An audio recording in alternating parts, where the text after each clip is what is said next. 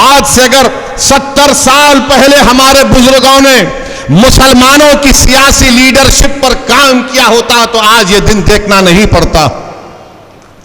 अगर आज आप रो रहे हैं कि बाबरी मस्जिद शहीद कर दी गई, बाबरी मस्जिद चली गई, अगर आज आप रो रहे हैं कि फसादात और जुनैद और नसीर को मार दिया गया, अगर आज आप कह रहे हैं कि यूसीसी के बाद अरे फिर 70 साल पहले यह फैसला क्यों लिया गया था कि भारत की राजनीति में मुसलमानों की कोई सियासी लीडरशिप नहीं होगी, क्यों लिया था, किसने लिया था बताओ, लेने वालों बताओ, तुमने फैसला क्यों लिया था? अगर आज तुम वो फैसला नहीं लेते तो भारत के मुसलमानों की एक सियासी लीडरशिप होती।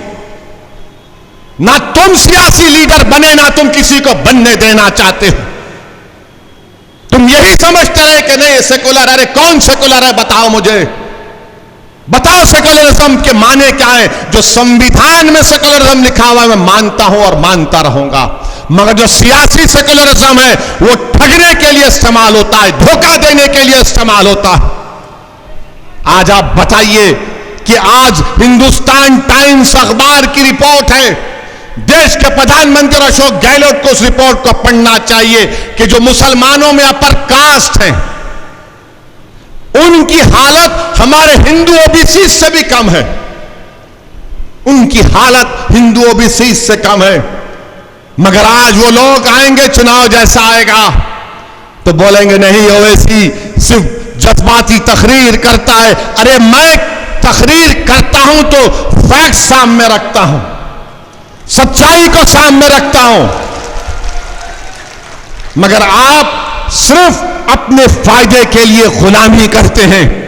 मैं अपने फायदे के लिए नहीं लड़ रहा हूं, मैं मजलूमों के फायदे के लिए लड़ रहा हूं।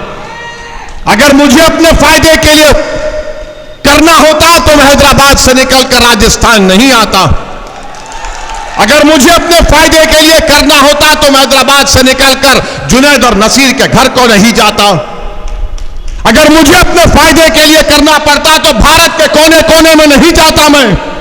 अगर मुझे अपने फायदे के लिए करना होता तो मेरी गाड़ी पर 6 गोलियां चलाई गई, मैं घर में बैठ जाता, मगर मैं नहीं बैठा। तो मैं ये इसलिए नहीं कह रहा हूं कि आपसे थाली या सीटी की दाद हासिल करूं। मैं तुम्हारे थालियों का तारीफ का मोहताज नहीं हूं, मैं अल्लाह का मोहताज था और अल्लाह का मोहताज रहूंगा। मैं आपको सिर्फ ये बता रहा हूं, मैं बता रहा हूं कि फर्क को महसूस करो, तुम फर्क को महसूस करो। नौजवानों, मुस्तकबिल तुम्हारा है, मुस्तकबिल आपका है, हमारे नौजवान बेटियों का, बेटों का मुस्तकबिल है। जो लोग 60 साल के हो गए उनका मुस्तकबिल नहीं है। जो 18 साल के हैं, 22 साल के, 25 साल के, कल तुम भारत को लेकर आगे बढ़ोगे। भारत के फैसले तुम्हारे कंधों पर रखकर किए जाएंगे। अगर तुम तैयार नहीं होगे तो फिर क्या होगा? तुम सिर्फ अगर ताली मारोगे और सेकुलरिज्म के नाम पर कोई मौलाना मस्जिद में बोल देंगे चुनाव आ रहे हैं, सेकुलर पार्टी को वोट दे दो। उसके बाद क्या होता है? चुनाव हो जाते और जुल्म जारी रहता, जुल्म खत्म नहीं होता, नाइंसाफी खत्म नहीं होती। अरे 75 साल हो गए देश को आजाद होकर। भारत को अगर ताकतवर बनाना है तो भारत में सबसे कमजोर दलितों के बाद अगर कोई है तो मुसलमान। भारत सुपर पावर उसी वक्त बनेगा जब कमजोर ताकतवर बनेगा और मुसलमान और दलित आदिवासी ताकतवर बनेंगे। वो कब होगा? जज्बाती तकरीर से नहीं, थालियों से नहीं। जब तुम अपने दिलो दिमाग में इस बात को ठान लोगे कि चाहे कुछ भी हो जाए, अब मैं अपनी लीडरशिप को बनाऊंगा, मैं हारने से नहीं डरूंगा, मैं लड़ूंगा और कामयाब होऊंगा। अगर तुम हारने से डरोगे तो जिंदगी में तुम कभी कामयाब नहीं हो सकोगे। मैं अपनी जिंदगी का तजुर्बा तुम्हारे सामने रख रहा हूं। तुम हारने से डरना छोड़ दो, तुम हार को अपनी हार मत मानो, बल्कि कहो कि मुझे आगे बढ़ना। मेरे अजीज दोस्तों, बुजुर्गों, ये दुनिया में हम अगर हारेंगे तो आखिरत में तो कामयाब होंगे ना। अगर तुम हार के डर से बैठ जाओगे तो फिर कामयाबी तुम्हारे कदम को नहीं चूमेगी। अरे बहादुर वो लोग हैं जो नतीजे की फिक्र नहीं करते, मंजिल पर नजर रखकर जद्दोजहद करते। आपको अपनी सियासी लीडरशिप बनाना है। मेरे अजीज दोस्तों और बुजुर्गों, कांग्रेस के लोग बड़ी बड़ी बातें कर रहे हैं, वो ऐसा ऐलान कर दिए, वो फुला कर दिए। अरे भाई साहब, क्या हमको नजर नहीं आता कि आपके पार्टी में क्या हो रहा है? आपकी पार्टी में कितने लोग तैयार बैठे हैं? आप ही के घर में कितने लोग मौके के इंतजार में हैं? हमसे भी बात करते हैं, हमने कहा अभी रुक जाइए, टाइम पर बताएंगे। मगर मेरे अजीज दोस्तों और बुजुर्गों, यकीनन इस मुल्क में फिरका परस्ती को रोकना है। यकीनन देश के सेकुलरिज्म को, इसकी खूबसूरती को, अनेकता को बरकरार रखना है। मगर ये जिम्मेदारी सिर्फ हम मुसलमानों की नहीं।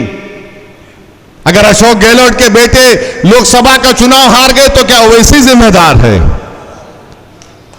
मैं जिम्मेदार हूं, थोड़ा बताइए आप। अगर उनके एक साथी नाराज है तो क्या मैं जिम्मेदार हूं उसका? मेरे अजीज दोस्तों और बुजुर्गों, डराएंगे आपको बीजेपी का नाम लेकर, आपको डराया जाएगा। ये तमाम बातें कहकर, ओवैसी का नाम लेकर तो डराते ही हैं। मगर आपसे अपील कर रहा हूं कि आप डरिए मत, आप सच्चाई का साथ दीजिए। मैं आपसे अपील कर रहा हूं कि यकीनन बीजेपी को हराएंगे, मगर बीजेपी को हराने का मतलब यह नहीं है कि मैं अपना घर जला दूंगा। बीजेपी को हराएंगे जरूर, मगर इसका यह मतलब नहीं है कि और जुनैद नसीर मारे जाएं। बीजेपी को जरूर हराएंगे, मगर इसका यह मतलब नहीं है कि और एक मौसम के जिस्म के चार चार टुकड़े हो जाएं। अरे कोई तो तुम्हारी आवाज को उठाए, कोई तो तुम्हारी लिए लड़े। अरे 3-4 दीवानों को कामयाब करो। भारत की पार्लियामेंट में 540 एमपी हैं, मजलिस के सिर्फ 2 हैं। मगर जब इन दोनों में से कोई एक खड़ा हो जाता है तो गरीबों को और मजलूमों को लगता है कि अब सुनना पड़ेगा कि 6 मिनट में क्या जलजला आने वाला। मेरे भाई, ये हम क्यों बोल सकते हैं? क्योंकि आपकी ताईद, आपका इत्तेहाद हमारे साथ है। इसीलिए मेरी आपसे गुजारिश है, बिलखुसूस नौजवानों से गुजारिश है कि आप फैसला करो, अच्छा फैसला लो। आप, हम राजस्थान में आए हैं और आते रहेंगे। एक बार जहां पर हम अपना परचम लगाते हैं तो हम उस जगह से पीछे हटने वाले नहीं हैं। और मुझे यकीन है कि राजस्थान की जनता, राजस्थान की आवाम, राजस्थान के गरीब और मजलूम लोग मजलिस के पैगाम को समझते हैं। वो मजलिस को अपने दिलों में जगह देंगे, मुकाम देंगे।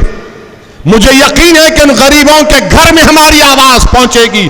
मुझे यकीन है कि अल्लाह सुब्हानहू तआला आपके दिलों में मजलिस की मोहब्बत को पैदा करेगा और वो मोहब्बत एक सियासी लीडरशिप के रूप में बनेगी यहां पर इंशाअल्लाह।